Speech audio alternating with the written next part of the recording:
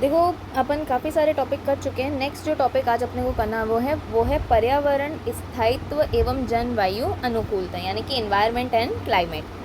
तो राजस्थान ने स्वच्छ ऊर्जा विस्तार, पारिस्थितिकी पुनर्स्थापना एवं जलवायु जोखिम प्रबंधन को अपने विकास ढांचे में एकीकृत किया है, ताकि पर्यावरणीय कार्यों को आर्थिक विकास के साथ संरेखित किया जा सके। राज्य ने नवीनीकरण ऊर्जा क्षमता में तेजी से विस्तार करके उल्लेखनीय प्रगति की है, जिससे उत्सर्जन की गति में कमी आई है। उत्सर्जन यानी कि कार्बन एमिशन के बारे में बात हो रही है। इसके साथ ही एक पेड़ एक माँ के नाम जैसे बड़े पैमाने पर सामुदायिक संचालित वृक्षारोपण अभियान के माध्यम से पारिस्थितिकी स्थिरता को बढ़ाया गया है।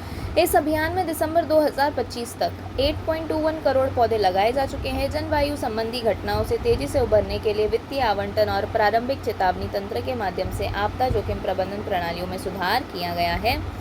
सतत विकास लक्ष्यों के फ्रेमवर्क के अंतर्गत राजस्थान ने पर्यावरणीय स्थिरता और जलवायु अनुकूलता के क्षेत्र में उल्लेखनीय प्रगति की है, जो इसके बेहतर एसडीजी माने सस्टेनेबल डेवलपमेंट गोल्स के प्रदर्शन एवं लक्षित हरित नीतियों की परिलक्षित होती है। राज्य सरकार द्वारा राजस्थान एकीकृत स्वच्छ ऊर्जा नीति एवं विभिन्न पर्यावरण रणनीतियों जैसे नीतियों को जारी किया गया है। पर्यावरण स्थायित्व एवं जलवायु अनुकूलता, राजस्थान एकीकृत स्वच्छ ऊर्जा नीति 2024 और राजस्थान वाहन स्क्रैपिंग नीति 2025। क्या है ये नीतियाँ? राजस्थान एकीकृत स्वच्छ ऊर्जा नीति 2024 अक्षय ऊर्जा उत्पादन को बढ़ाने, अनित्व भंडारण समाधानों को एकीकृत करने, अभिनव यानी कि न्यू, भंडारण यानी कि स्टोर्ड समाधानों रिसोर्सेज को एकीकृत करने तथा स्वच्छ ऊर्जा को निवेश के लिए अनुकूल वातावरण को बढ़ावा देने हेतु व्यापक दृष्टिकोण प्रस्तुत करती है। राज्य के प्रचुर सौर और पवन संसाधन तथा सहायक नदियाँ इसी भारत की सतत ऊर्जा परिवर्तन में अग्रणी बनाती हैं। यह दूरदर्शी नीति भारत के राष्ट्रीय लक्ष्य 500 गीगावाट अक्षय क्षमता को अर्जित करने के साथ संबंध है, जो सतत विकास और ऊर्जा सुरक्षा के प्रति राज्य की प्रतिबद्धता को रेखांकित करती है। राजस्थान वाहन स्क्रैप नीति 2025 तो सुव्यवस्थित रिसाइकलिंग और मटेरियल रिकवरी के माध्यम से वाहनों के उत्सर्जन को कम करने और शहरी पर्यावरणीय गुणवत्ता के सुधार पर केंद्रित है। इस नीति द्वारा वाहनों के डी रजिस्ट्रेशन की औपचारिक प्रक्रिया शुरू हुई है, जिससे पुराने वाहनों से होने वाले प्रदूषण का भार कम किया जा सके तथा परिवहन में सर्कुलर इकोनॉमी के व्यवहारों को बढ़ावा दिया जा सके। राजस्थान ने सतत एवं समावेशी विकास को अर्जित करने के लिए अपनी विकास रणनीतियों को सतत विकास लक्ष्यों एसडीजी के साथ एकीकृत किया है। राज्य के संकेतक फ्रेमवर्क 3.0 के आधार पर राजस्थान एसडीजी स्टेटस रिपोर्ट का नवीनतम सप्तम इस संस्करण, यानी कि एसडीजी में अभी तक कितने संस्करण आ गए हैं? 7 और 7 सबसे क्या है? लेटेस्ट एडिशन है एसडीजी रिपोर्ट के अंदर कि हमारा राजस्थान कैसे काम कर रहा है, जो यह दर्शाता है कि राज्य ने सुदृढ़ संस्थागत मॉनिटरिंग सिस्टम के माध्यम से 188 संकेतों में से 33 संकेतों के लक्ष्यों को अर्जित कर लिया है। 63 संकेतों के लक्ष्यों को अर्जित करने में ऑन ट्रैक है, यानी कि टोटल 188 पैरामीटर्स है, जिसमें से 33 अचीव्ड है, 63 वर्किंग हैं। तो इसमें भी 63 और 33 कितने होते हैं? 96। तो अभी हम काफ़ी पीछे, अभी तो हमने आधे भी नहीं करे। ग्रामीण विकास, नेक्स्ट है क्लाइमेट के बाद आपका ग्रामीण विकास।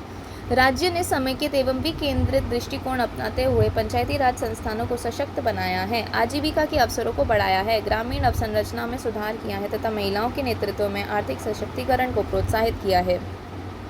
सहभागी योजना निर्माण केंद्र और राज्य योजनाओं को प्रभावी समन्वय से जमीनी स्तर पर शासन व्यवस्था एवं सेवा वितरण में सुधार हुआ है। महिला नेतृत्व हेतु आजीविका पहल 25-26 कौन कौन सी हैं? 12.98 लाख महिलाओं को लखपति दीदी श्रेणी के अंतर्गत शामिल किया गया है। 13,157 महिलाओं की लेन देन राशि 671.07 करोड़ है। 50 ड्रोन तैनात किए गए, जिसमें लगभग 12,500 एकड़ का क्षेत्र कवर किया गया है और कुल 37,069 पशु सखी एवं कृषि सखी कार्यरत हैं। यानी कि ये है तो कृषि और ये महिलाओं से रिलेटेड है। ये सारी योजनाएं जो है वो महिलाओं से रिलेटेड है। लखपति दीदी, नमो ड्रोन दीदी, बैंक सखी, डीजी पे सखी और पशु सखी एवं कृषि सखी योजना।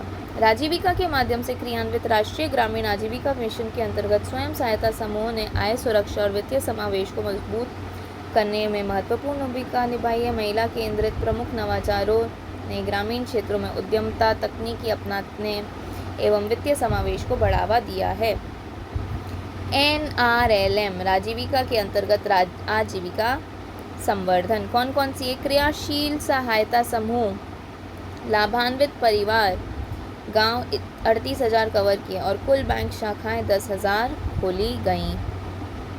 ग्रामीण जीवन स्तर में सुधार हेतु सुरक्षित आवास की उपलब्धता पर ध्यान दिया गया है। प्रधानमंत्री आवास योजना ग्रामीण के अंतर्गत 25-26 में दिसंबर तक कुल 1.08 लाख के नए आवासों का निर्माण किया गया है। पंडित दीनदयाल उपाध्याय गरीबी मुक्ति ग्राम योजना के अंतर्गत 22 लाख परिवारों को गरीबी रेखा से ऊपर लाए जाने का लक्ष्य निर्धारित किया गया है। स्वच्छ भारत मिशन ग्रामीण द्वितीय फेज के अंतर्गत 25-26 के दौरान कुल 1.05 लाख घरेलू शौचालय, 2200 सामुदायिक शौचालय परिसरों का निर्माण किया गया है। 414 करोड़ की ODF प्लस आदर्श गांवों में विकसित किया गया है और कुल 100.67 करोड़ के व्यय किए गए हैं। ड्रोन आधारित सर्वेक्षणों और डिजिटल संपत्ति अभिलेखों के माध्यम से ग्रामीण सुशासन को बढ़ावा दिए जाने से 25-26 के दौरान स्वामित्व के अंतर्गत 4.13 ग्रामीण अवसंरचना को मजबूत किया गया है और 1607 अटल केंद्रों की वित्तीय स्वीकृति जारी की गई है।